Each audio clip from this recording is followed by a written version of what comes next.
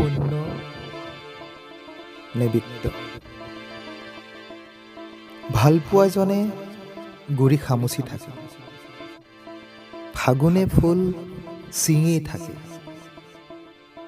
ডালবোৰ শালি পৰে সময়ৰ ভৰত, ফুলবোৰ মৰহি যায়, তথাপি গুৰি খামুচি থাকে ভালপোৱাজনে।